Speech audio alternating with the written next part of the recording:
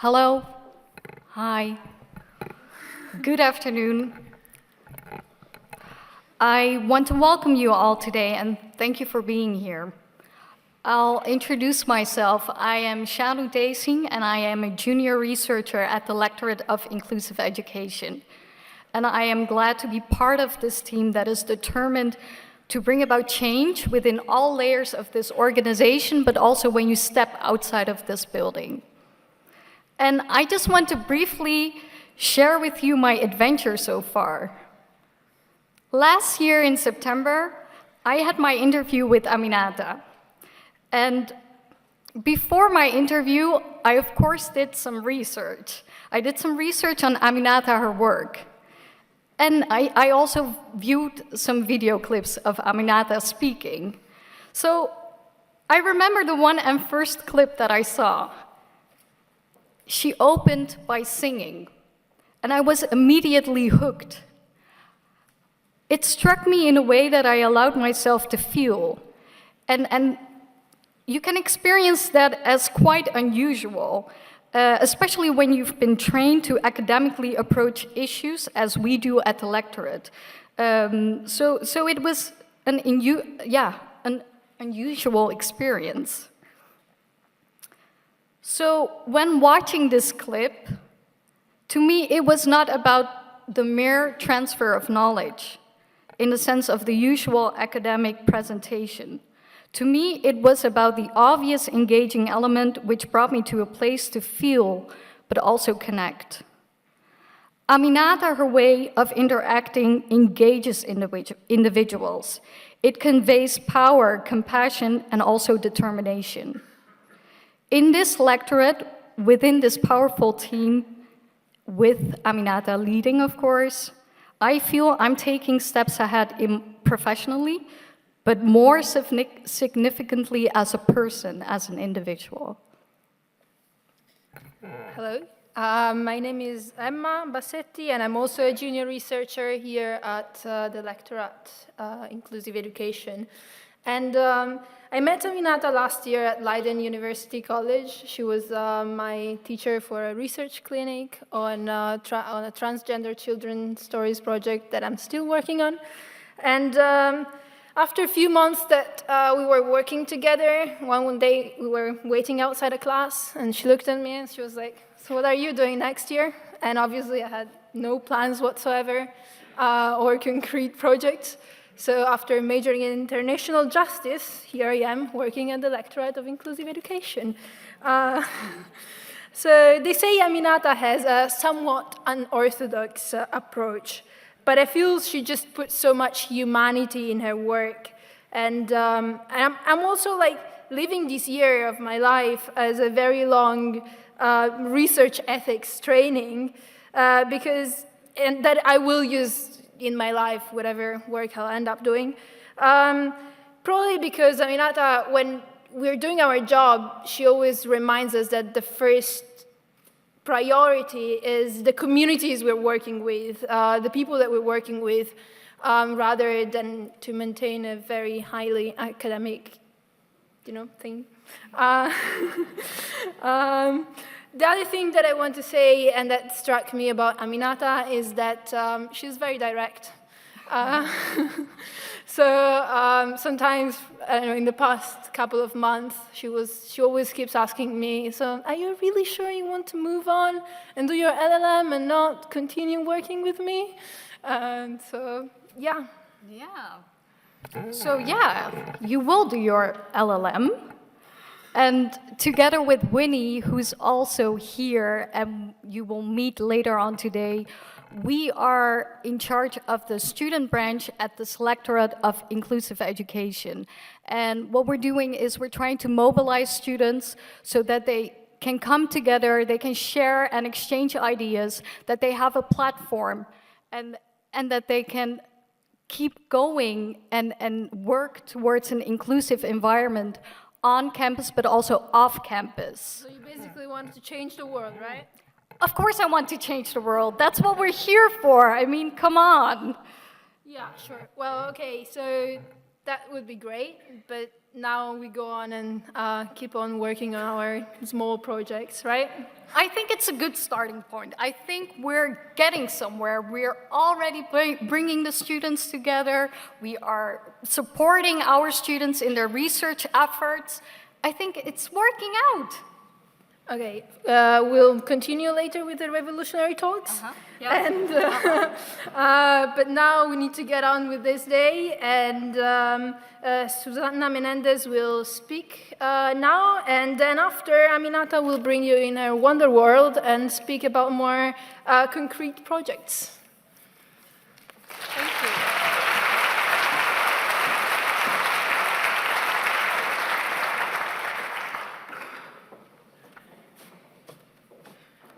Thank you very much. Goedemiddag, dames en heren. Ik wist niet helemaal wat de taal van deze inaugurele reden zou zijn. Dus ik heb echt een korte speech in het Nederlands voorbereid, die ook niet mijn moedertaal is. Dus ik vraag altijd enige geduld als ik begin. Welkom allemaal. En in het bijzonder hartelijk welkom aan Aminata, en welkom aan de familie, vrienden die deze feestelijke dag met jou delen. Welkom aan alle collega's en studenten van de Haagse Hogeschool, docenten en onderzoekers van andere collega-instellingen, en partners van bedrijven waar wij mee samenwerken of misschien in de toekomst gaan samenwerken. Goed om jullie allemaal te zien, het is echt een hele volle bak vandaag. We hebben allemaal uitgekeken naar vandaag, Aminata. Het is voor ons allemaal een bijzondere dag, maar zeker in het bijzonder voor jou. Vandaag is bijna een jaar geleden dat je bij ons begonnen bent. Vanmiddag deel je met ons jouw plannen voor de volgende jaren, voor de komende jaren. Maar jouw Intreerede is veel meer dan dat voor ons. Vandaag neem je ook een plek binnen de gemeenschap van de Haagse Hogeschool. En vanaf vandaag veel meer dan voorheen studenten en docenten, maar ook het werkveld in het algemeen. En andere onderzoekers merken dat jij gewoon onze Lector Inclusive Education bent. En ik neem aan, welkom aan de moeder van Aminata. Welkom.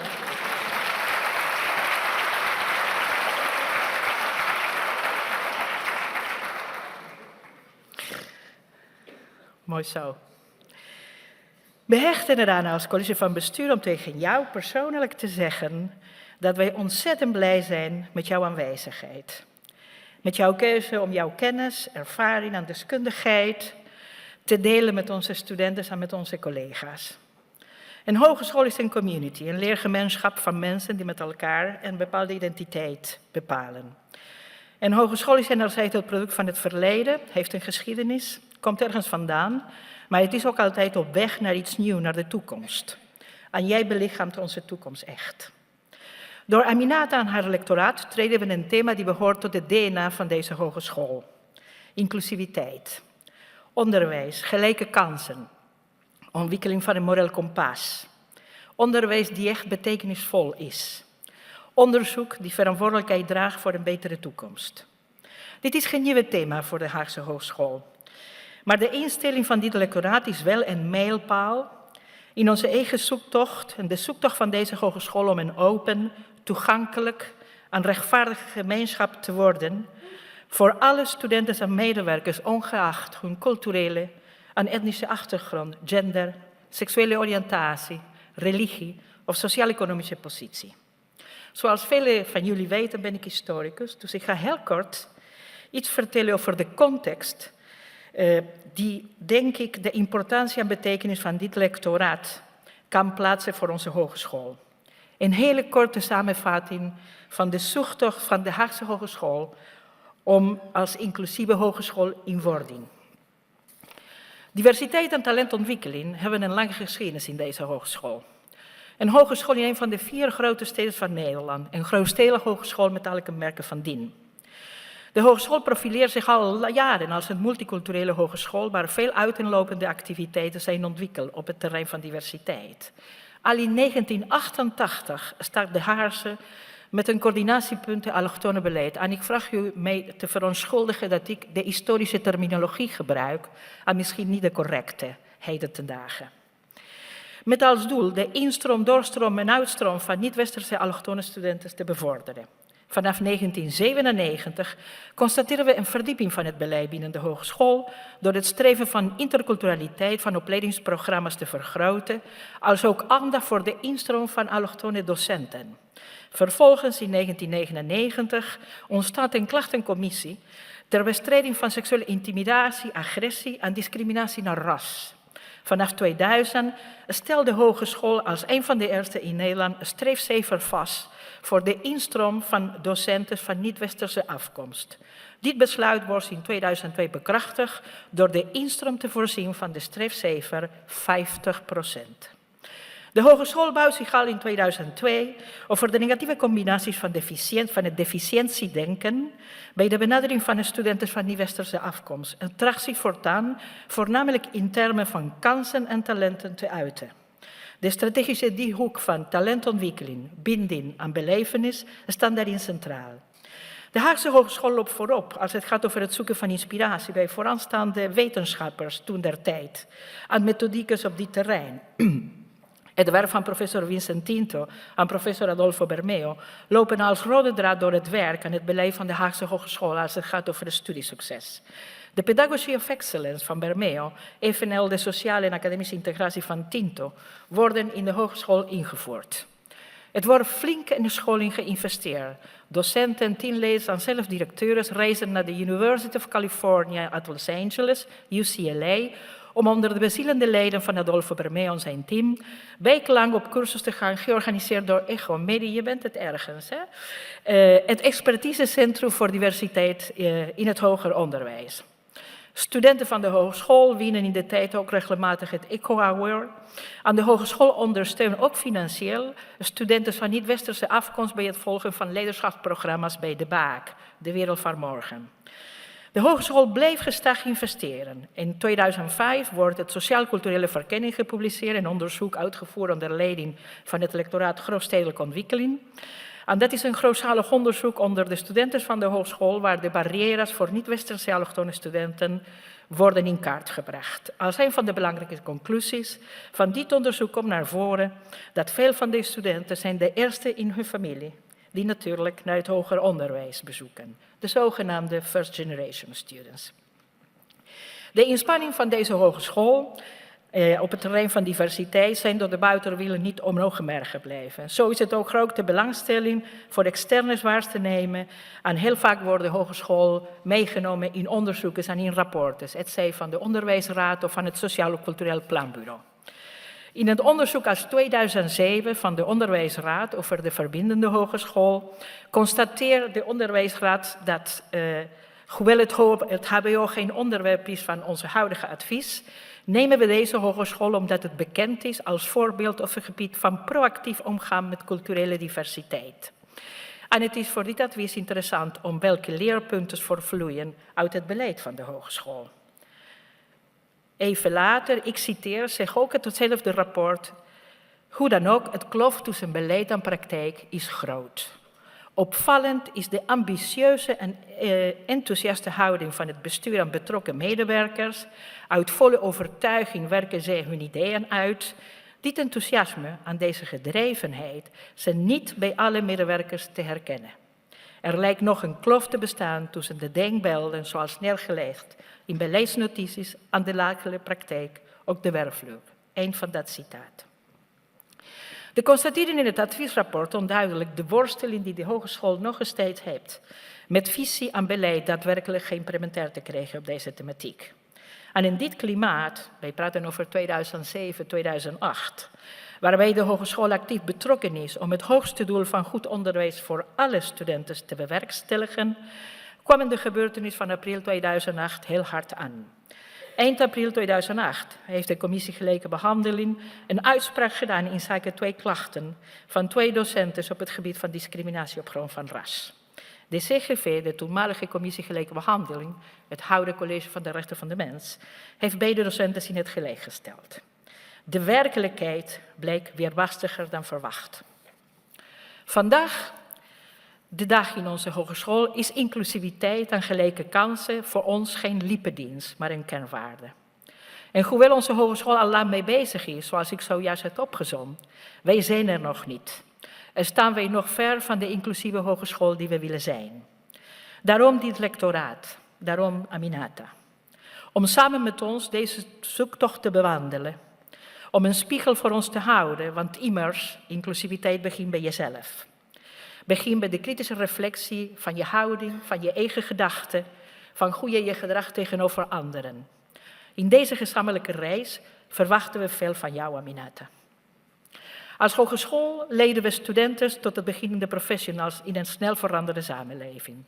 Om dat goed te doen is een sterke binding in het hbo met betrokkenheid van onze omgeving, bedrijven en kennispartners een must. Door onze kennis en vaardigheden met elkaar te delen, door samen nieuwe ontwikkelingen in te zetten en door het beroepen veel kennispartners structureel mee te laten denken, bereiden we studenten voor deze veranderde praktijk. Wij zijn een instituut voor hoger beroepsonderwijs. Sinds een kleine 15 jaar zien we onderzoek ook als een belangrijke taak, als een tweede primaire proces in het hbo. Door de jaren heen zien we ook onderzoek aan onderwijs steeds gelijkwaardig worden in veel van onze instellingen. En waarom vinden wij zelf onderzoek zo relevant? Allereerst voor onze studenten. Wij willen de studenten een onderzoekende houding aanleren, opleiding tot kritische professionals, tot kritische burgers. Door onderzoek een plek te geven binnen de hogeschool, in de curricula van deze opleidingen, leren ze met andere ogen naar hun praktijk te kijken. Maar ook door deelname aan onderzoeksprojecten, zoals wij net hebben gezien bij de studenten die participeren in het lectoraat van Aminata. Ze kregen nieuwe inzichten. Ze ontwikkelen een nieuwsgierigheid en nieuwsgierige houding. Een houding die ze straks ook in hun professionele leven profijt van zullen hebben, want de arbeidsmarkt verandert continu. En het aanleren van nieuwe kennis en competenties gaat gestaag door je hele leven lang. Wij voeren onderzoek voor en met onze docenten. Ze kunnen actief participeren in kenniskringen en op deze manier hun kennis en inzicht optimaal te benutten. Maar we doen vooral onderzoek omdat wij een missie hebben. Wij willen bijdragen aan een betere wereld. Wij willen onze kennis delen om economische groei te bevorderen, maar voornamelijk om gelijke kansen in het onderwijs bij ons en bij onze partners mogelijk te maken. Om de samenleving te versterken. En daar sluiten veel van onze onderzoeksthema's op aan. We hechten zeer aan een goede samenwerking met collega-hogescholen en universiteiten. Waaronder natuurlijk de Universiteit Leiden, waar jij ook nauw betrokken bent, Aminata. Leren in een netwerksamenleving betekent ook denkkracht bundelen tussen de kennisinstellingen en meer interdisciplinair werken. De onderzoekslijnen van Aminata passen naadloos bij eigen onderzoeksthema's. Sterker nog, ze zijn cruciaal voor onze hogeschool en voor de Haagse regio.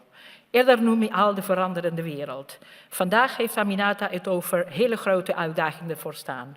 Sociale cohesie, inclusiviteit. Waar alle talenten een kans krijgen en waar alle talenten deze kansen kunnen benutten. Om beter te worden als land, stad en samenleving. Tot slot wil ik nogmaals benadrukken dat wij dit niet alleen doen. Met onze onderzoeksthema's slaan we juist een brug naar de buitenwereld. Met expertisecentra, kennisplatforms en verschillende manieren van samenwerkingen. Laten we dus delen in elkaars ontwikkelingen, netwerk en praktijk. Want zo vormen we en veranderen we onze kijk op de werkelijkheid en onze kennis en vaardigheden om daadwerkelijke waarde toe te voegen. Laten we beginnen met ons vandaag te laten inspireren door Dr. Aminata Cairo. Ik wens ons allen een goede middag toe, waar wij verbinden geen hol woord is, maar een boodschap voor ons allemaal.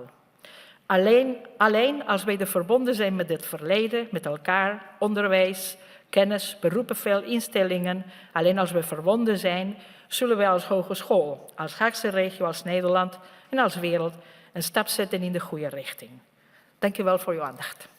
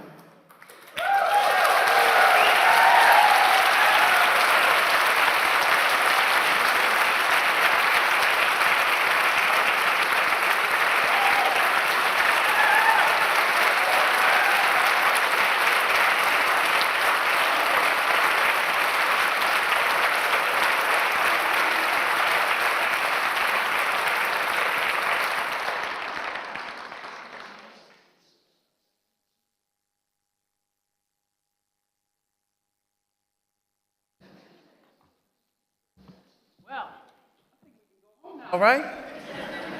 Because, you know, that was kind of good, I think. All right, but I'll talk to you a little bit anyway. First of all, thank you all. Thank you all for coming.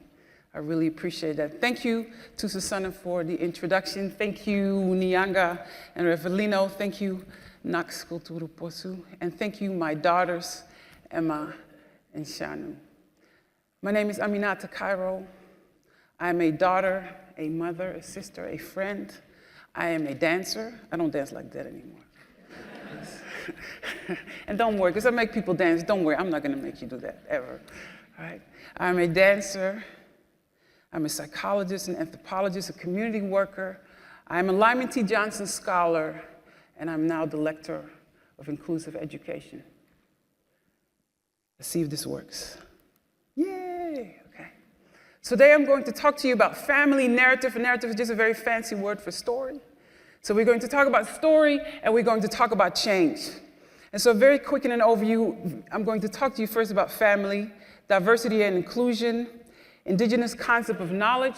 I'm going to talk about what we know, what we plan to do, and then I'm going to talk about changing the story, the role of language, and then there's my charge to you. So we start with family, because I am now part of this family. And so we're going to talk about what we are going to do, the story we are going to tell as this family. But before I can do that, I have to tell you a little bit about the family that I come from, right? So this first picture, yes, it's me. Let me see if I can get this. And this is my mother. We just had the grand entrance. You know she did that on purpose, right? Right? And then this lady here that you just saw sing is my auntie. That is her sister, right? And so these are the women that I come from. These are the women whose shoulders I stand on. And these women are very important to me. And when I grow up, I want to be just like them, right? And so the next person I want to show you is the late Zambian Nkrumah, who was my godmother in the United States. She's no longer alive. A very special lady who saw me and who took me and took care of me. And, you know, because of her, my mother could sleep quietly and peacefully. And the other woman is Mama Nataska Wapajea, Hummingbird. She's Choctaw Cherokee, an African American. She's my other godmother who also nourished me, did ceremony with me, and took care of me while I was on the other side of the ocean. And so these women have been very important to who I am. They're very important in terms of my inspiration and who I want to be like. And so now I just mentioned them, and there are also men, okay? You know, my father, uncles, so, you know, they're men. Living and no longer, who are very important to me, men, sorry, but, you know, but these four women, you know, they're all that in a bag of chips. But anyway, so one of the things that they gave to me is the sense of community responsibility. My mother has been a volunteer at the old folks' home for the past 25 years. My mother just turned 84, and she still goes every week. My auntie came here when I was 9 years old, when my father was in the hospital. She gave up her home, her job, everything to help out her sister, because that's how they roll. You saw her singing. She sings, she dances, she's in all kinds of organizations. She will be 86 next month. We share a birthday. This is the stock that I come from. You understand? Right? And so what they have given me, what these women have given me, is a sense of responsibility. And what each of these women have given me, they say, if you learn something and you do not use it to improve your community, then that was a waste of time. All right? That education that you get is very important, but you have to use it to help your world and to help your community. All these women, that's what they stand for. They're all very active in their community. And another thing I got from them was this idea of spirituality, this concept of who you are and how you stand in the world. And so in Suriname, they say, you know, you see me as here as one person, but at any given moment, I am infused and supported by forces seen and unseen, ancestors, nature, spirit, anything that contribute to who I am. People who will support me from afar. So at any given moment, I'm representing. So I hope I represent well, right? And so they even go as far to say that they refer to themselves in the plural, me and myself.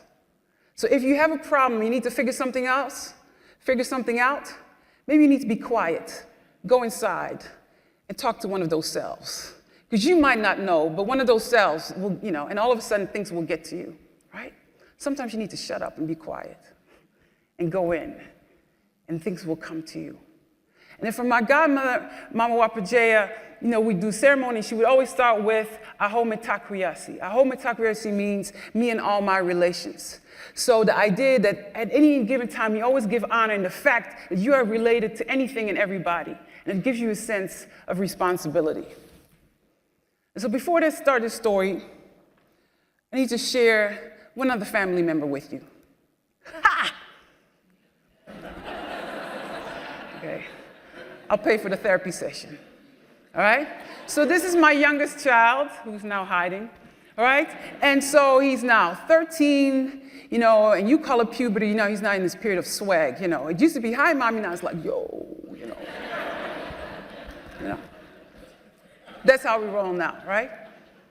And so he has this thing, sometimes he goes, yo, ma, you feel me? And I'm like,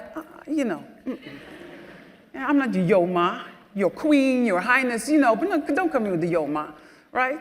And the whole, do you feel me? I'll put you into this world, so don't do that to me, right? So, but I thought about it because we have to listen to our children sometimes, right? And there's some truth in what he says. So what I hope for you today is that you don't just hear me, that you don't just listen, but by the time you leave, that you feel me, all right? So with my child's blessing today, from time to time, I'm going to ask you, do you feel me? All right? Nassim? And the appropriate response is a nod, a grunt, and something. If you don't feel me, you don't have to say anything, right? But it's important, so thank you. I'll hear about this later.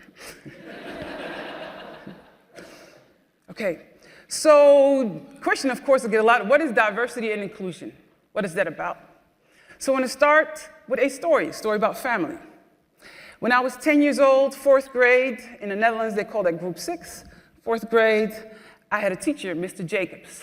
And I loved Mr. Jacobs. Mr. Jacobs was cool. He was a good teacher. But Mr. Jacobs had some anger management issues, right?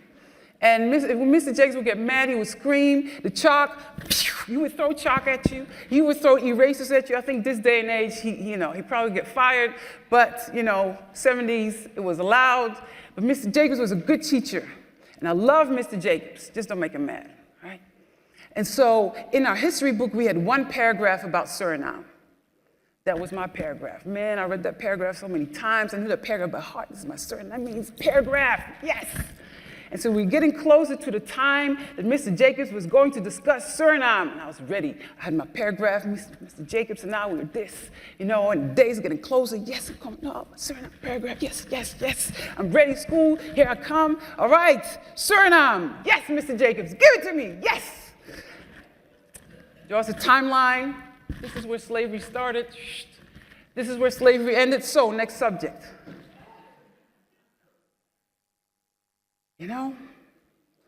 Something changed that day. I was depressed instantly. That was it. But you're 10 years old, so you get over it. You get over it. 30 years later, I've taken my oldest son to college. Some of you have heard this story. Top art academic institute in the United States. In the United States, they're kind of like, very showy. So you have this big basketball arena, all these first-year students. I'm taking my child. It's like, ladies and gentlemen, look how diverse we are. All the African-American students, stand up. That's what, they just call stuff out. They don't care. Asian students, stand up. Latino students, stand up. Native American students, look.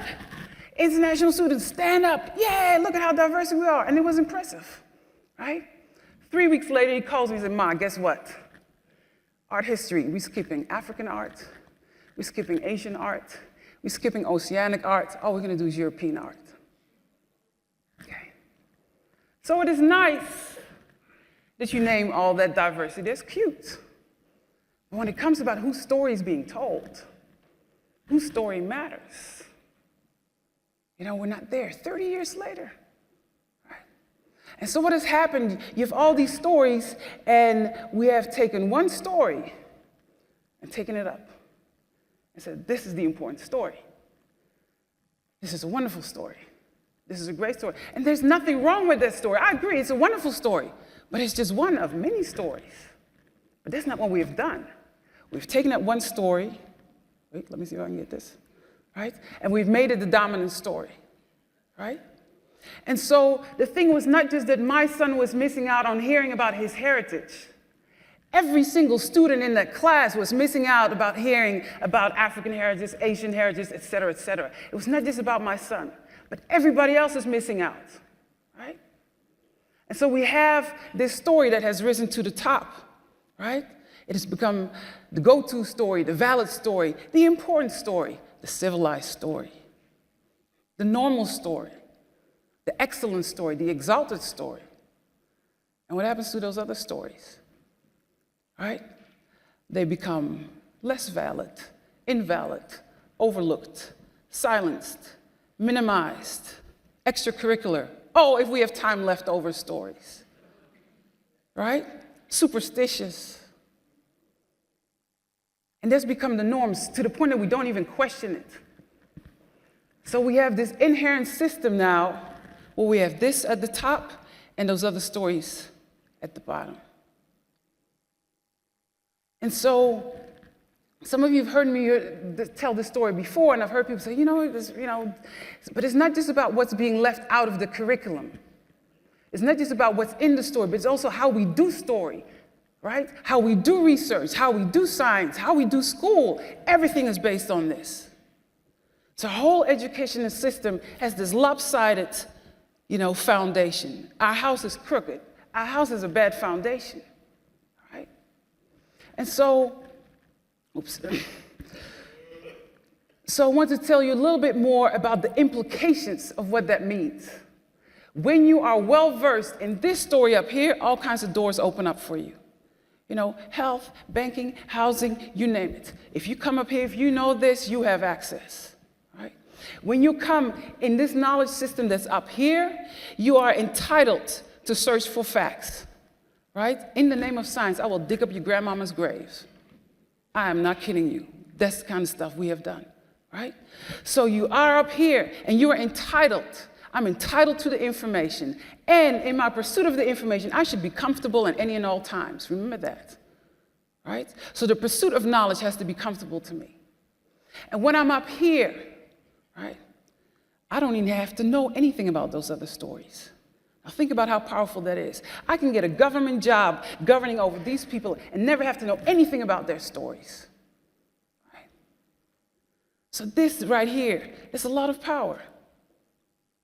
And so, to me, diversity is not just about who's in the room and how many different colors. It's not about that. It's about whose story is being heard. Can we honor and respect and hold all these different stories and value them? Can we do that? I'm here, but I speak different, I think different, I see the world differently. Can you accommodate that? That's what it's really about. It's not just about who's in the room. Because, even when you have a room full of white people, you have diversity. Can you imagine, right? We have different ways of seeing the world. If you come from the city, or if you come from a town with 500 people, you see the world quite differently. And it doesn't matter what color you are. All right? So can we value and honor and hold those different stories? That's what it's about. So I want to share an image of diversity. This is from my oldest child who went to that art institution.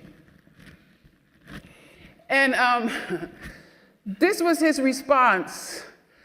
Up until this president, I won't even mention his name, up until we had this president in the United States, our Santa Claus lives in the North Pole, mythical figure. Unlike him, I won't even go there. So mythical figure, so every year you have Santa in the mall. And you have all kinds of different Santas. You have Asian Santa, Latino Santa, Black Santa. Nobody cares because, he's a mythical figure, North Pole. He can take whatever shape he wants, right? So that was never a problem. Now with our new president, people have been activating. Santa needs to be white. Okay.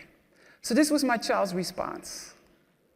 Because he can do that, right? And so I want to bring that up because we need our young people. We need their vision. We need their energy. I can't do this, right? So I encourage him. So we have to find what are their talents and get them to use that to do what they can do. So, we have Cyborg Santa and Luchador Santa and Biker Santa, he has a whole bunch of them, all right? So it's not just about him, but it's about the fact that when we do this work, we have to include our young people and give them a room. Okay, so this is what we want to attack. We have this. We have a crooked foundation. So in terms of our approach then, I had to go to the people who know most about what it's like to live like this. So I had to go to the indigenous people, right? Those are the people who know what it is to be oppressed. Those are the people who know when your language is taken away. I had to go to them. They are the ones that guide me. If there's anybody who can tell me, who can help me figure out how do I deal with this inequality, I have to go to the experts, and they are it, all right? So I want to give you some elements. Can I get some water, please? Thank you. So I want to give you some elements of this indigenous knowledge. So the first one I mentioned, my godmother, she says, aho metakuyasi. Similar, you have Ubuntu thank you.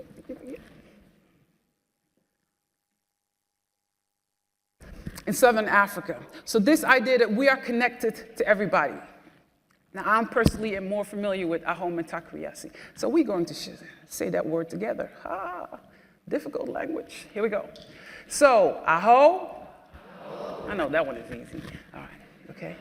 Metakuyasi. Metakuyasi. Okay, I say aho, you say metakuyasi. Aho.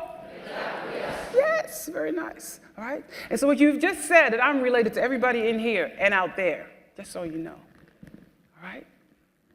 So the next thing is spirituality and reciprocity. I've already shared about that as far as how you stand in the world and how you engage the world. Reciprocity, this idea that when we pursue knowledge, we shouldn't just go there to get, all right? There needs to be some kind of exchange because we're really good at, let me have the data, let me have your information, I'm gonna write a book and I never see or hear from you again. Right? So there needs to be some reciprocity. Localized, based in tradition, culture, and experience. When it comes to knowledge, the Lakota people in the United States, yes, they are indigenous, they're native. They know that what they know is not the same as the indigenous people in Zimbabwe. Right? We might have some similarities in terms of we are connected to nature and we honor that. But your environment is very different from the ones here. So what we do not do in this kind of knowledge is say, this is my knowledge and this goes for everybody. This is universal. That is not what we do. So we make room and we honor the fact that you have your way of seeing it, you have your way of seeing it, you have your way of seeing it. That's inherent to this approach, okay? Rather than knowledge as the pursuit of findable facts, knowledge is a shared truth that we are part of and stand in relationship with, okay? So knowledge is what's out there and we are part of what's out there and that you have to work on establishing a relationship. It's not just about consuming elements, consuming facts. This is a hard one. This is a hard one. They say there's an element of knowledge that you cannot access directly. There's an element of not knowing. When you come out of this, that is a real hard pill to swallow because I'm entitled to that information. And I'd rather have it yesterday, right? So we always, we have a deadline. I need to have that information. Here we say, I don't know if you're ready. You and all that's walking with you, right? So you might not have access to that knowledge right away. You need to work on it a little bit. If I go to my elder who has 70 years of experience, you think that I'm entitled to that information like that? That's a lot of years of experience. So what you get in our cultures, in our indigenous systems, when you go with a question, I have to work with somebody and I need to figure it out, you get some big, nice, long story, metaphorical story, or they give you a proverb, right? And there's a tree, and then when the water hits a tree, and then the fruit will ripen. You're like, I just wanted the answer, but, right? And then, but you say, okay, thank you. Don't know what I'm going to do with that, but you take that information, and then a week later, a month later, a year later, you go, oh, that's what they were talking about. Right? When the time is right, when everything within you is in alignment, then you will know. Right? So not this whole thing, so you're not necessarily immediately entitled to the information. You need to do some work. Okay? Axiology of relational accountability. Axiology, very nice, fancy, big word, which just means about the ethics, right? What are we willing to do when we pursue knowledge? And what we're saying is everything is about relations. When you go out there and pursue knowledge, you have to keep in mind that this is about relationship building. And so you have to be respectful of the people.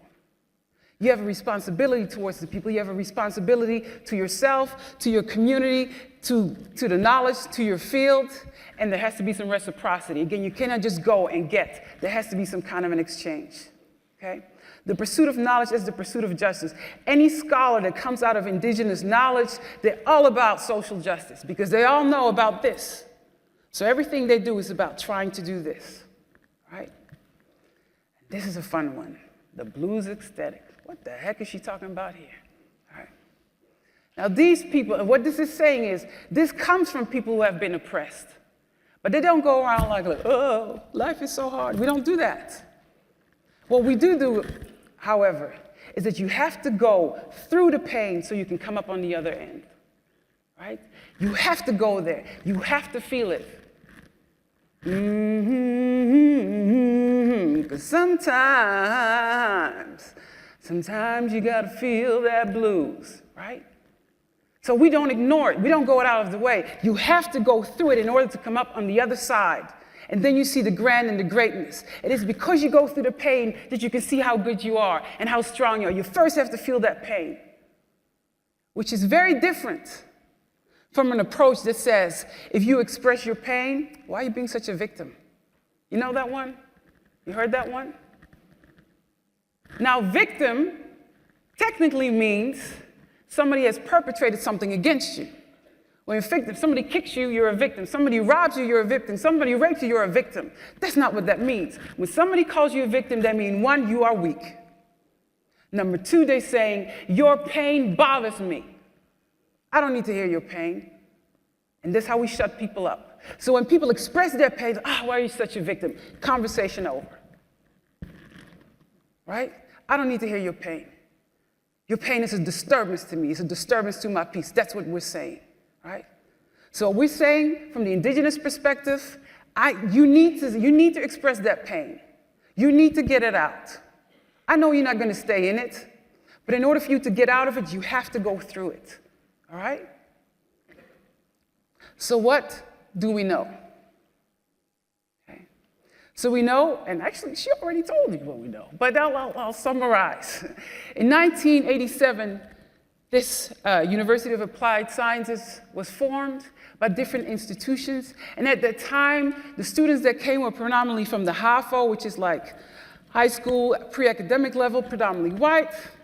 Since then, there's been a lot of change. We have part-time students, full-time students, students with a lot of different ethnic, religious backgrounds. We have more students now from the MBO, from the professional level. That's how, that's the diversity that we have now. And we're a little bit like those Americans. We're really proud of that. See how diverse we are? Look around. We kind of like the Americans in that way, right? So we have a lot of diversity when it comes to the students. When you look at the staff, when you look at the administrative staff, that's not there. That's still predominantly white, right? So, and what has happened is we have all this diversity when they're coming in the door, but who's graduating? We don't see the same representation of the diversity when it comes to the graduating rates, right? And the people that drop out the most, the highest dropout rates, are my students of color, my MBO students, and my males. Right? And so that's, she's very eloquently already explained. That's one of the things, this kind of, what's going on? Something's going on. And so since 1989, the government has said, we want you to do research, and we have been doing research. She already told you. We've been doing diligent research, not just us, but within the regions. We are sharing data back and forth, doing all kinds of research, all kinds of interventions, and somehow the numbers are still not getting any better. If anything, the numbers are going up. 30 years worth of research and interventions, something is still not working. Actually, that's not true. Some things do work, but they don't stick. We have great interventions, but they don't stick. So what's going on, right? And so when it comes to this diversity and inclusion, another thing that we have to, oh, wait, I forgot, sorry. I forget the clicker, all right.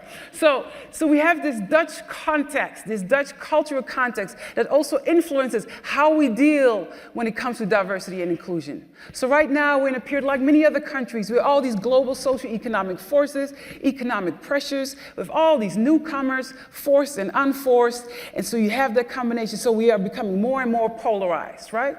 These are some of the things that we are seeing. In addition, we have specific historical experiences when it comes to World War II, pillarization, colonization, that have influenced, and that make us feel uncomfortable when it comes to diversity and inclusion and who we are as a nation and our national identity and who we would like to be, the story we would like to tell about ourselves, but however, the facts say a different story. So that's also very uncomfortable. And then we just have Dutch norms. Dutch people they're really cool and down to earth and they like to be direct. And the biggest compliment they can give you, just act normal. That's a Dutch compliment, right? When somebody's a celebrity, oh, he's such a normal guy. We don't like people to be special or stand out. So this whole idea of some people needing special help, man, it doesn't fit with who we are as Dutch people. Right? And so as a result, because of all those things, when it comes to diversity and inclusion, it is either uncomfortable or we explode or we don't even go there at all.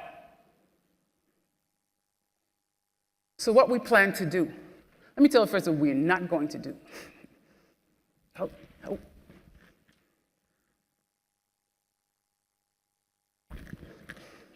We are not going to do new research about what's wrong.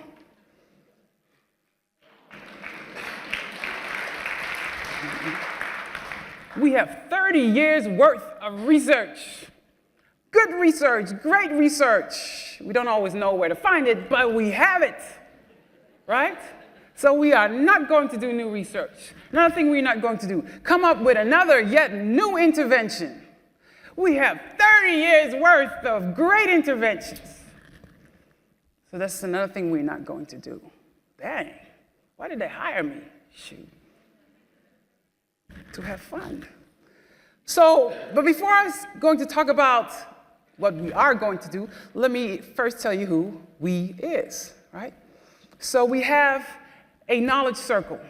A knowledge circle just means a group of people who are dedicated to doing research and working together, and I would like to introduce them to you. Yes. And when I call out your name, please stand up.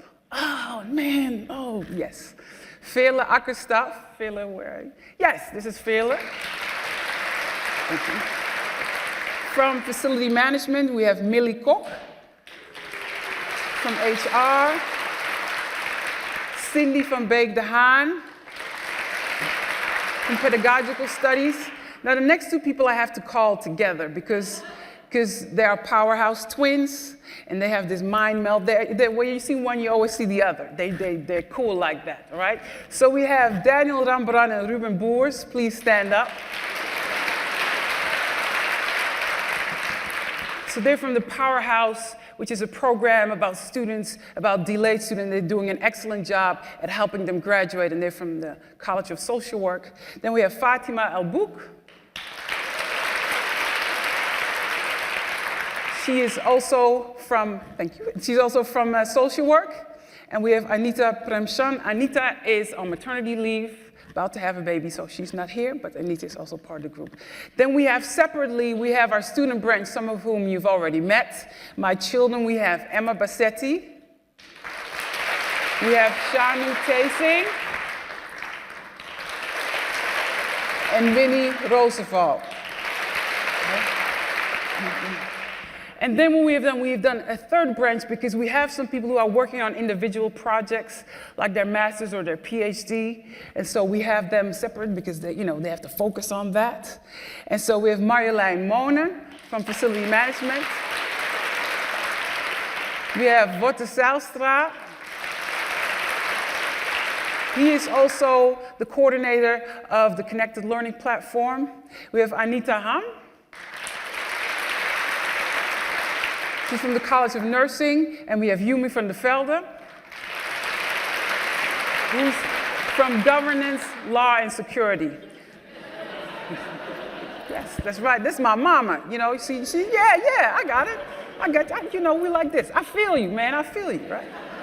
So, and then the last one that says, that's you. Oh, yeah.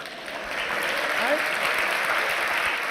Because this is a community effort, right? And so we have that done separately, and because, I know everybody wants to join because we're so cool and people want to hang out with us, yes, but in terms of logistics, there's only so much you can manage. So we want to figure out a way, when people have ideas, that we are going to work with them, okay?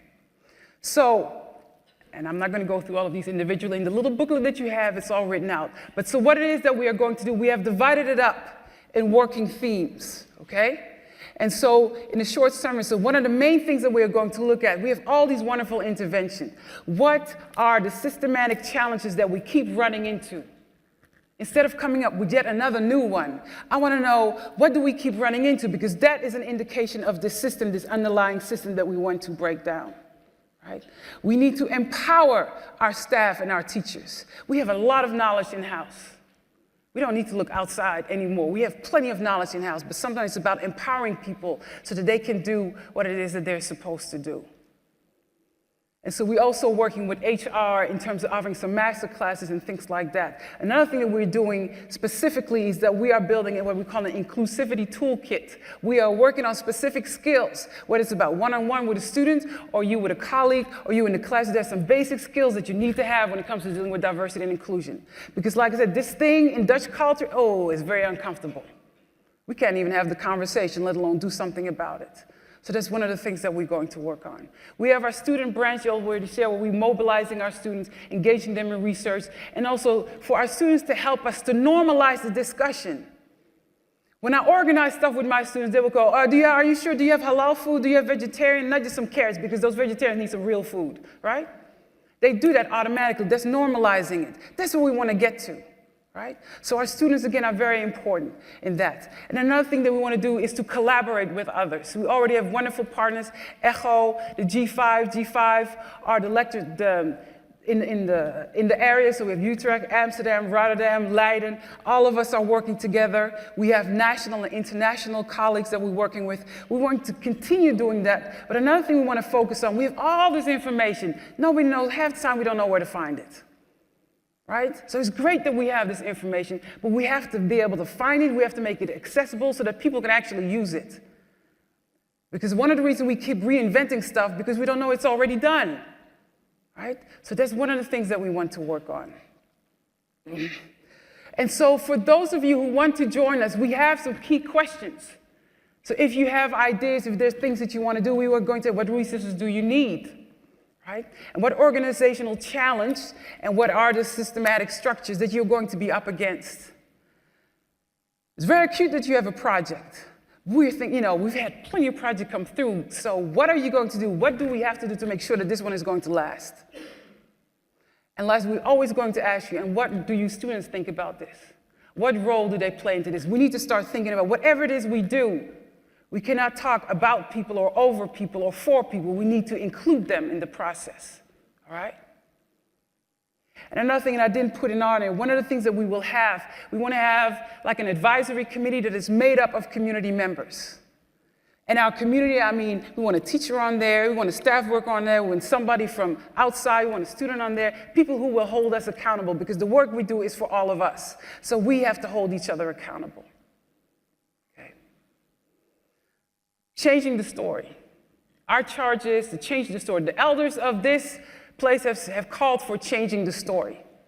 And our slogan is, let's change, you, us, the world. I'm an anthropologist. Changing culture, that's my bread and butter, right? That's what I do. That's what we like to study. How does culture change? Well, how would you like your change? We have acculturation, assimilation, we have diffusion, cultural conversions, we have revolution, etc. What kinds of change would you like? Do you like it short-term, long-term, surface, deep level? Calling for change is great, and I applaud it. I applaud the bravery to say, something is just not right, and we need to do something about it. But change is hard. They don't tell you that, right? Change is hard. There is a religion totally dedicated to helping people deal with the fact that change is hard, that everything is temporary. You might have heard of that religion, right? They say we suffer because we hold on to stuff. We suffer because we don't want to acknowledge that stuff is temporary and that everything changes. There's a religion totally dedicated to helping people deal with that.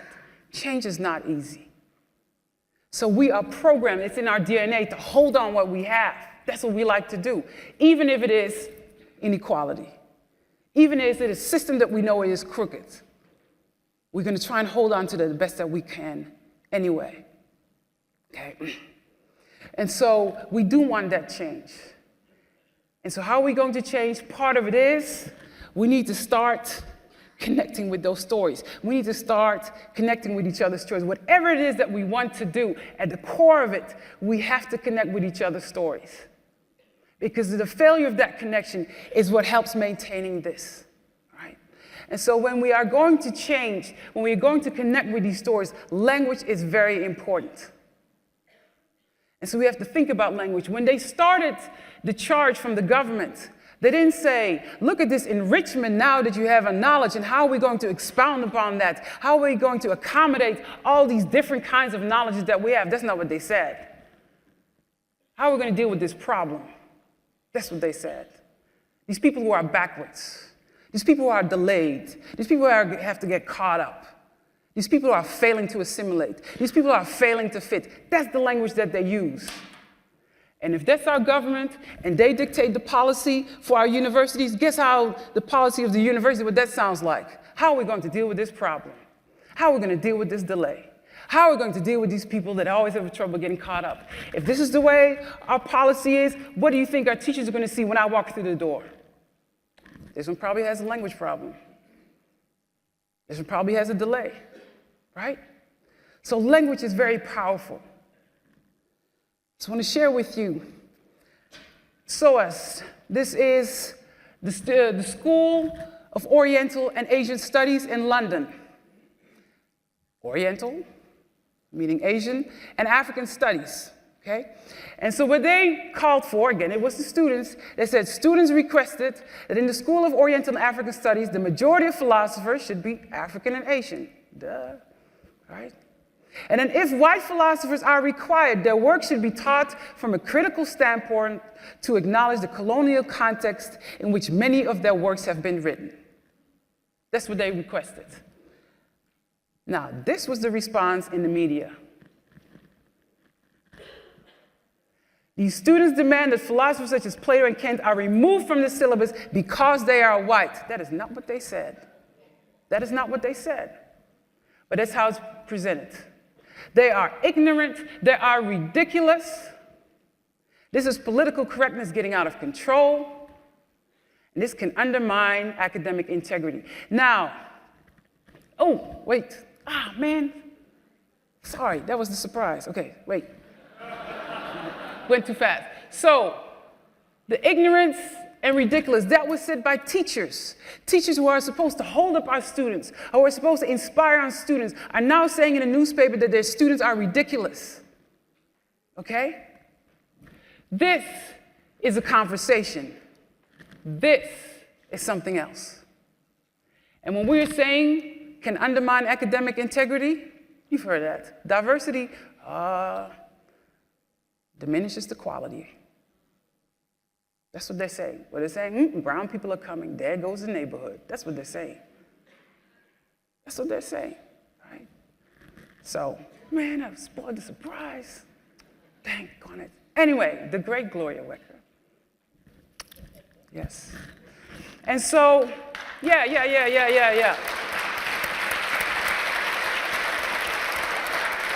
Okay. So this is what she said. She said there's an attitude towards racism that is specific to Dutch culture and context. This attitude has been formed by information filtered through a cultural archive over hundreds of years. And with cultural archives, she means lessons from various cultural sources. Gloria, did I summarize it correctly? Okay, all right, good. Yes, Gloria said I did okay, yes. Good, okay. So, the response in the media was this. All right? All white people are inherently guilty. First of all, they didn't read the whole book. I did. Never says that anywhere in there. Right? Wecker will not get allies this way. She writes about race, therefore she is racist. Her work is not credible because it is not scientific.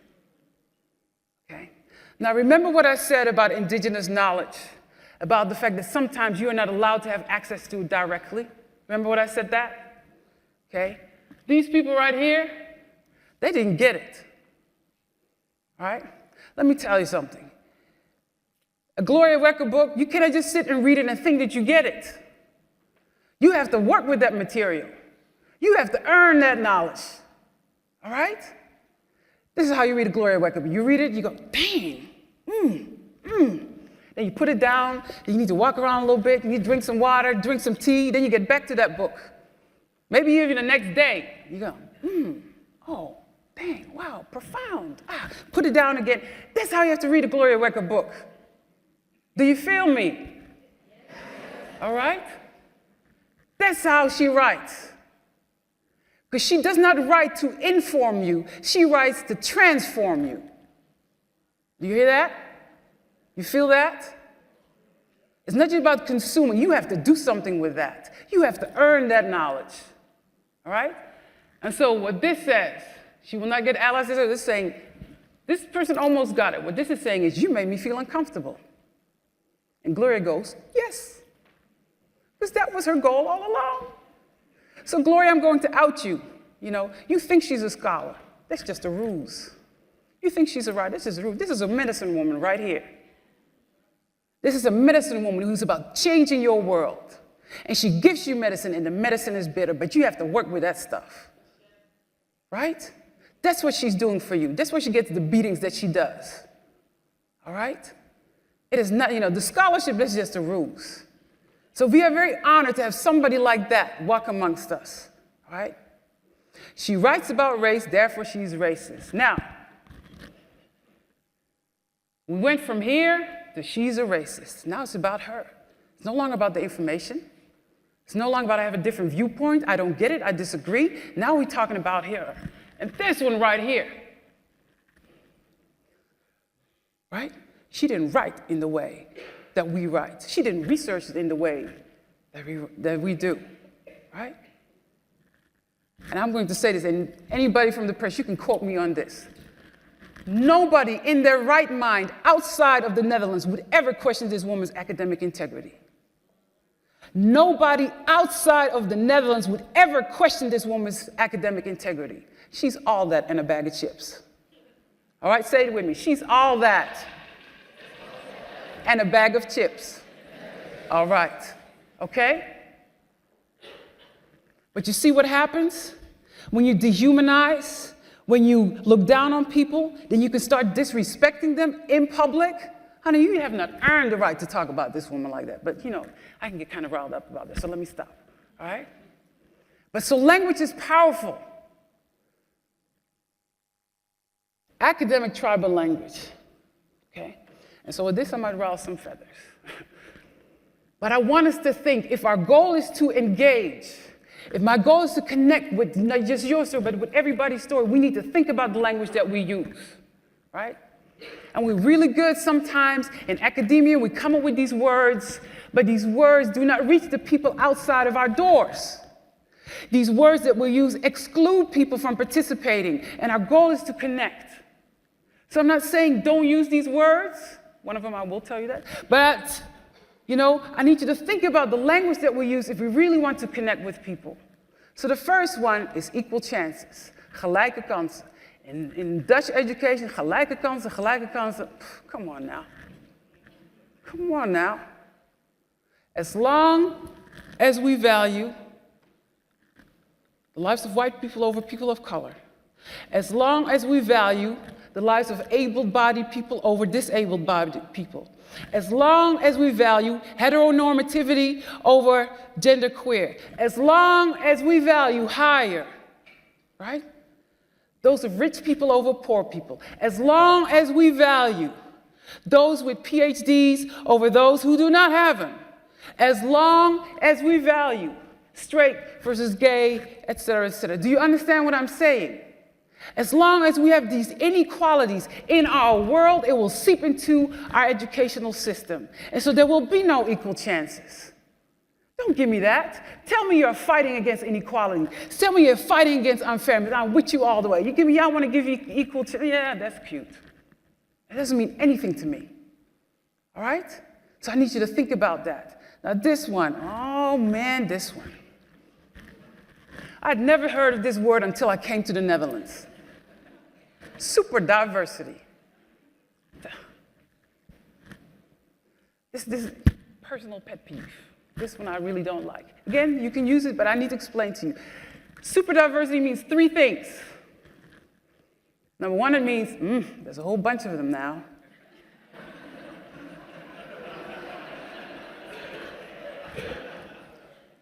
Number two, it means there's diversity within diversity. So not all black people are Surinamese. Are you kidding me? Right? So there's some Kenyans, and there's some Ghanaians, and there's, oh man. That's extra work, right? And the third thing that it says, people of color are in the majority, white people are in the minority. And that actually might mean we can no longer just expect these people of color to adapt to us. We actually might have to adapt also. Oh, can you imagine? That's what that word means, all right?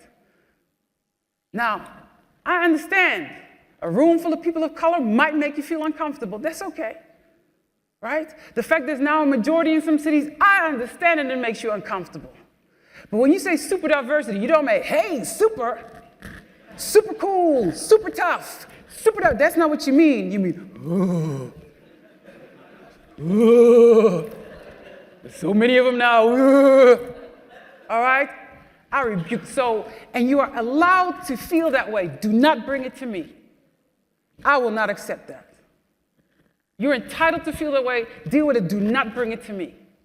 If you have a classroom where somebody is African mixed with Chinese, with Japanese, somebody that's Native American with Brazilian, somebody that's Chinese mixed with maroon, in Suriname we call that a classroom.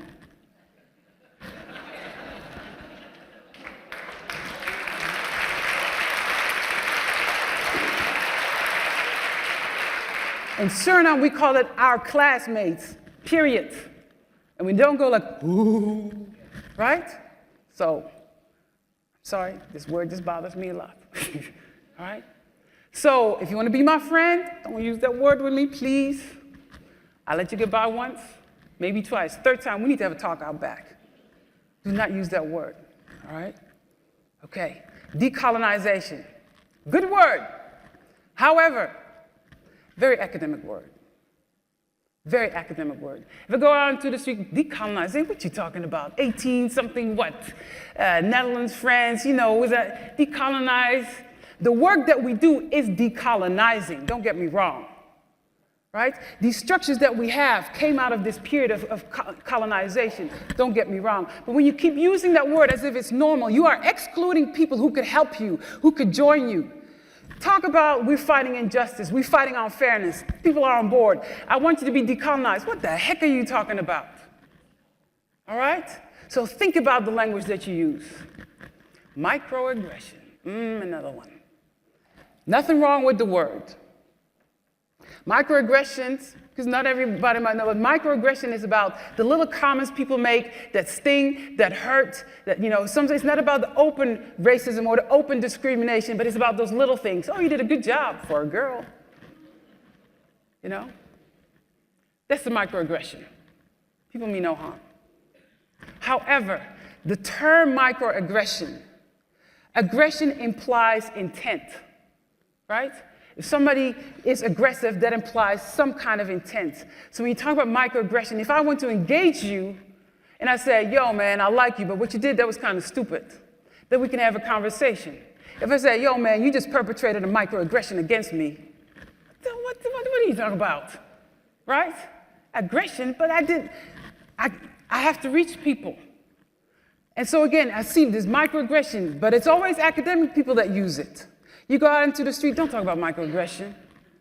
Don't do that, right? And we want to engage, not just here, but everybody out there too. Last one. Here we go. You know, this is my word right here. Gezelligheid. Favorite Dutch word. And it means we're comfortable, we're cozy, we like to, you get tea with a cookie, right? And we are serious about our gezelligheid. We are very serious about it, right? But what happens when somebody wants to have a discussion about exclusion, about discrimination? The moment you open your mouth, man, it was so gezellig. You're busting up the gezelligheid. You know, we were so gezellig, and there you go, messing it up. Right?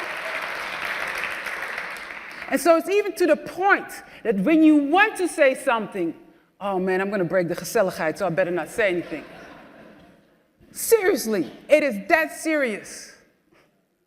You know, when she's saying, Gloria, this is not how you're going to get allies, what she's saying, Gloria, you know, it's not gezellig.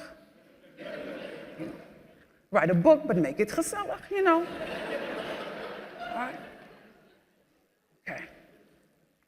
So my charge to my adults in the room, our elders, we start with this idea of aho. Okay, let's try it again. We start with this idea of aho metaquiasi. Say it with me. All right. We started with this idea that we are all connected. That's where we start. All right? And so what I'm asking you to do is to be brave. Part of what you need to do to connect with somebody else's story is to be brave. And to be willing to listen. And not just listen, but really, really listen and even feel. Right? And so what I ask you, what I need you to do is to create spaces, where we can be safe. Because sometimes we want to say it, but I know you're going to say, you're just a victim. And then I'm done. And then the person walks away and you miss that opportunity to connect with somebody. So we need to be cognizant of the language that we use and how that language blocks us from connecting with each other. All right? And so I need you to be brave. And a lot of times people come to you, oh, you're the expert on diversity. Tell me what to do. Get that a lot. Don't do that. Because what you're saying is, you think you don't know. You know something. You know a little something. And if not, you need to get quiet, go in and talk one of yourself. You know something. Something will get to you. All right? So we need to trust who we are. And the fact that you are connected with these other people, rub elbows, things will rub off on you. So what I'm going to ask you, another thing to do is that we have to support each other. We have to support each other and actively work in how to support each other. I'm going to share 2 stories with you. One of my colleagues, black woman, has a leadership position. This is in-house. And whenever she goes with her team to work on her project, every single time she goes in, people ignore her and address the white people, even though she's the one in charge. It doesn't happen once. It doesn't happen twice. It happens every single time she has to go out and do her work. And then the people go, well, no, actually, she's the one in charge. Second time, nope, she's the one in charge. It happens every single time. That hurts. Now, she's not going to say that hurts because when she said, it's not that bad. Stop being a victim. They probably didn't mean it that way. Right? Another colleague is Muslima, goes with a team of white people, goes to a business from here because we do a lot of work. Whenever she walks in, people actively ignore her. And actively, that means that if she wants to go like this, people start anything not to connect with her. The white people come in, hey, hello, we're so happy that you're here. It doesn't happen once. It doesn't happen twice. It happens every single time. Let me tell you, that shit hurts. That shit hurts. Mama, I'm sorry, I don't mean to cuss in front of you. All right? But that hurts. And you cannot express it because if you do, well, it can't be that bad. I'm sure they didn't mean it that way. So what I'm asking from you to do in those kind of situations, use your brilliance. We are brilliant people. Get together. These are the kinds of things that we need to adjust. You don't have to be as revolutionary about it. You know, there's ways. And maybe something as simple as, I'm going to send a letter in advance. These are the people who will come to visit you, and I trust that you will give them the welcome that they all deserve. And if they mess up once, we let you slide. 2 times, 3 times, you need to have a conversation out back. Because when I roll with my family, you will treat everybody with respect. Do you hear me? Everybody needs to be treated with respect. And we need to do that for each other. When we go out there, you ignore my colleague, you might do that once, you might do that twice, 3rd time, we need to have a conversation out back. Do you understand? And then, but you know, I noticed that, you know, is there some kind of discomfort because, you know, I can help. Let me know how I can help, because that's unacceptable. And people need to know that when we roll from the Hague University of Applied Sciences, that's how we roll. You come in here, everybody's treated with respect. We go out there, everybody's treated with respect. If you cannot do that for your colleagues, you cannot do that for these students. Do you hear what I'm saying? Do you feel me?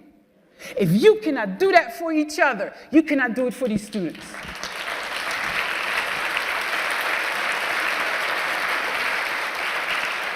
All right? And so the last thing I want to ask you is to bring your story, all of your story. When you hold back part of your story, you are denying all of us for us to grow, because we are all connected, and my brilliance is connected to your brilliance, and I need to hear all of it. Do you understand what I'm saying to you? Do you feel me? Do not hold back. Tell your story. Don't go, yeah, well, I'm white, so I get. No, no, no, no, no. If you have a heartbeat and you can breathe, you are qualified. All right?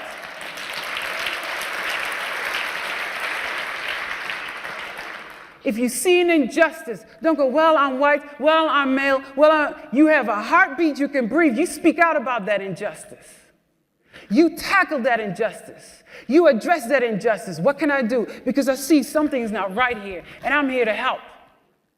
Because, you know, this is how we roll, and this is what we expect, and we want everybody's story to be valid, and so that's what it takes. All right? Now to my students. Where are my students? Where are my students? To my young people, all right? And I want to appear just like them, to your brilliance. My students are brilliant. Our students are brilliant. The fact that they make it in here means that you're all right. Now understand, some people have no knowledge of your story because they've never had to learn, and some don't want to learn. But there are a lot of good teachers who are interested, all right? And so it's important that even though people might not understand and see your brilliance because they've never been forced to, because they never had to, you shine anyway. That's what you do. You hear me? You shine anyway.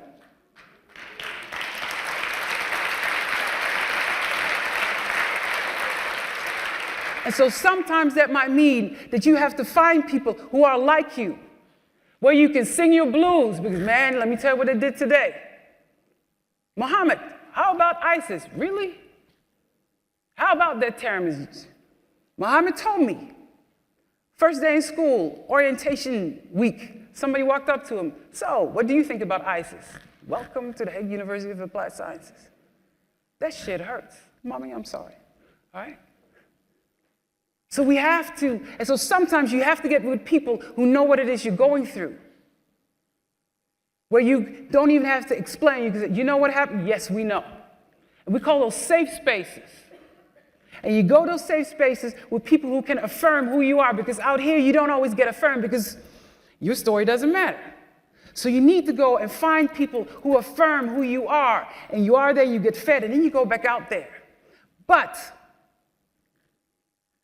don't limit yourself to that. Some of your greatest support can come from places that you don't even expect. Some of your greatest support can come from people who do not look like you. So don't assume that people who do not look like you cannot support you. All right? Do you hear what I'm saying? All right. And so what I'm asking, one of the things we're going to work on with students is, how do you build community? How do you support each other? Because that's what we need to do.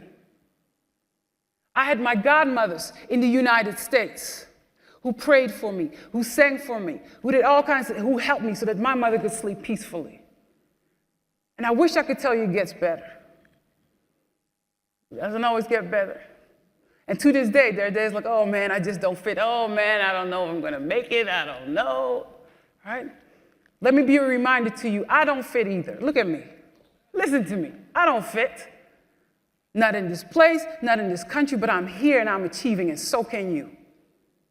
All right? But you have to find those that support you. And I had my godmothers over there, and I got some over here. Huh? Surprise! All right? These are the people that I call. These are the people that affirm me every single, when I'm like, I don't know. Each one, these women are like, you're fine. You're right where you're supposed to be. They need you. You're okay. You can do it. Isabel, Mary, where's Mary? These are the women. It's because of them that I'm here. All right? They support me. Those are the ones that I call.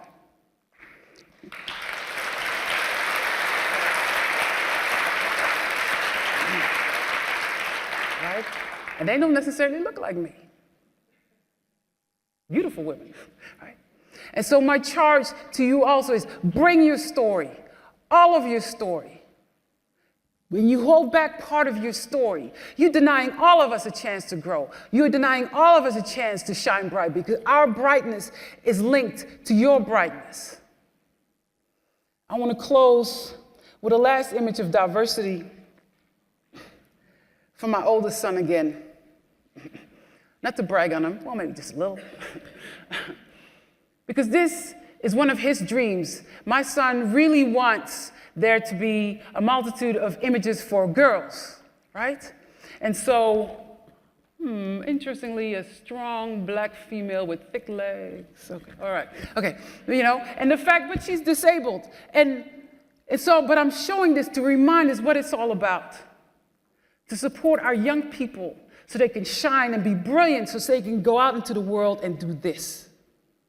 Right? They have the energy, they have the vision. We need to support them, we need to do better, and we need to work on this together. As I stand here, you look at me and you think that I'm standing by myself, but I'm not standing here by myself. I am supported at any given time by a multitude of forces, seen and unseen. Ancestors, spirit forces, nature forces, people all over the world. My daughter in Japan, my daughter in Malaysia, my family and friends in Suriname, my whole bunch of people in the United States, in Ghana. They all are standing with me here right now. They all feed me, they all contribute to who I am. And so as I speak with them, I speak for them. They're my family, and now so are you. Aho. We're getting there, we're getting there, we're getting there. Let's change you, us, the world. Thank you very much.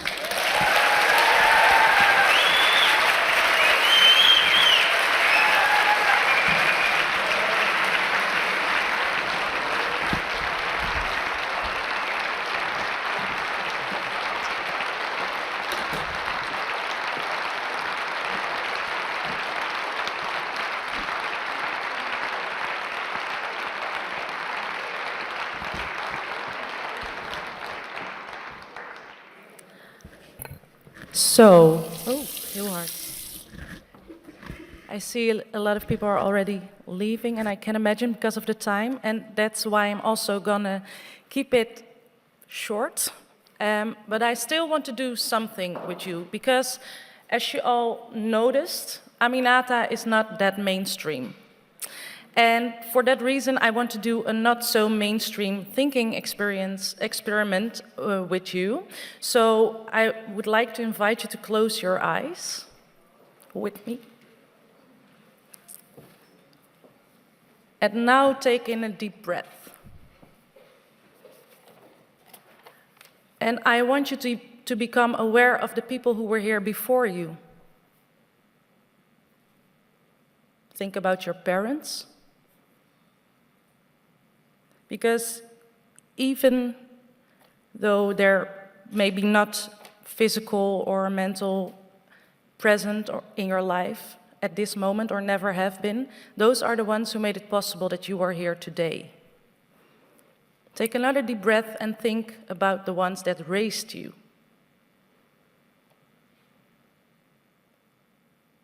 Think about your grandparents and their parents and theirs. This is your field of your ancestors. And even if you don't know exactly who they are or where they're from, they were here before you. And I want you to take another deep breath. And think of the persons in your life you feel supported by. They also have a place in your field. So now take a last deep breath, and whenever you're ready, you can open your eyes again. So look around you. Look at all those people. They have their fields and their context, experiences, history. And some of them you might know, but some will be your unknown others.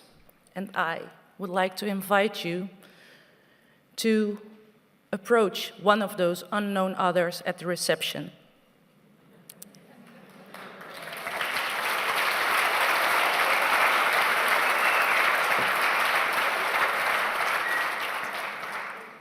As a lectorate, we did this towards this inaugural speech. We asked a few of our unknown others what their experiences are when they're thinking of the Hague University of Applied Science as an inclusive environment. And this may surprise you, but we filmed a few, and this is the result.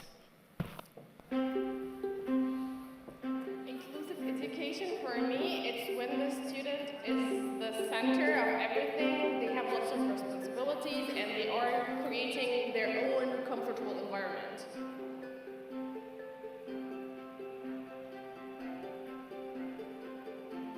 Bewustwording en open cultuur. En natuurlijk ook, ik vind het een nauw woord, maar het goede gesprek. dat er een open cultuur ontstaat waardoor studenten en medewerkers, docenten, dit soort gesprekken kunnen hebben over wat betekent inclusief voor hen zelf. For me, for everyone to feel welcomed and for everyone to feel included here in the Hague University, first of all, the language that people are using needs to be understandable for everyone. Dan denk ik aan een standaardisatie, dan denk ik aan uniformiteit, dan denk ik dat er bepaalde vaste richtlijnen zijn zoals we met elkaar om moeten kunnen gaan. En dat is het ook voor iedereen duidelijk. En dan hoort iedereen erbij. Well, my whole point is that the more students you include into the decision making of this university, the more included they feel into the university itself. Ik maak je schoon als je een kamer ingaat, je prullenbakje leegt en de tafel schoonmaakt en weer wegloopt, dan ben jij geen onderdeel.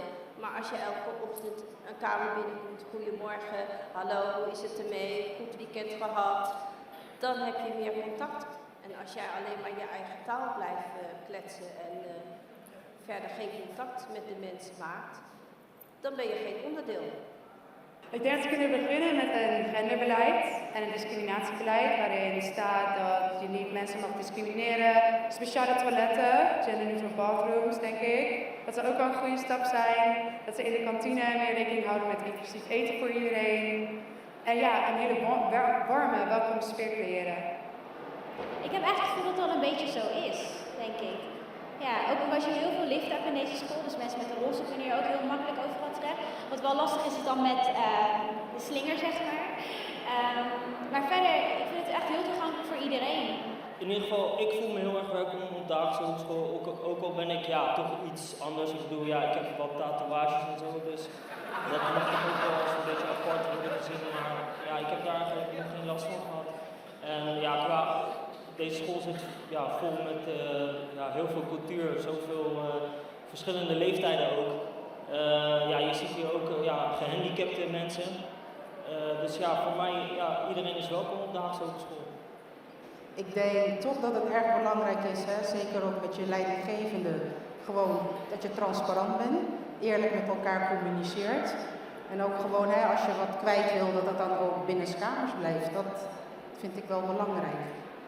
Ja, ik vind een veilige omgeving is echt belangrijk om je prettig te voelen en je werk goed te kunnen doen. Just try to learn about that student, where they're from, and then address them as they are more familiar with. Specific examples like the Chinese students and Asian students, well, they're not so forward in speaking out. So I don't let them be dominated by others who are more forward. So I would sort of coach them or help them to say it's okay to speak out, or just not forget about them because they can be lost in the classroom. Als docenten niet echt rekening houden met het feit dat we zo divers zijn, dan word je juist exclusief in je diversiteit in plaats van inclusief. En inclusiviteit is wel een hele belangrijke stap, denk ik. Ja, wij maken dus geen onderdeel van feesten die hier worden gegeven. Daar worden we niet voor uitgenodigd, zeg maar. Ik weet niet of daar behoefte aan is, maar daar word je dan niet voor uitgenodigd. En dat zou dan leuk zijn. Second of all, there should be student union. There should be somewhere where the kids, they know. We know that we can just go there, we put our own agenda, we create the discussions that we want to discuss, and that we have our own agenda that we can enforce in campus, that we can make it happen. Not just waiting for the board to give us something that we think that we should have. Ik denk dat je de studenten enthousiast moet houden en dat je niet zozeer moet trekken, maar je moet toch wel je best blijven doen, dat je de studenten niet gaat zien als een nummertje, maar dat je de studenten ook gaat herkennen en dat de studenten zich ook meer gemotiveerd zullen voelen om ook zelf aangeven van wat kan er beter en wat zou ik als student beter willen zien en wat kunnen de docenten beter doen.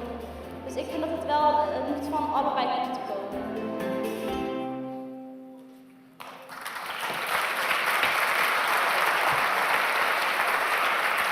So, before I'm really closing this inaugural speech, I have two practical things to say to you. First is that you all will receive the booklet in a Dutch version, and also the photos that are made today will be sent to you by email.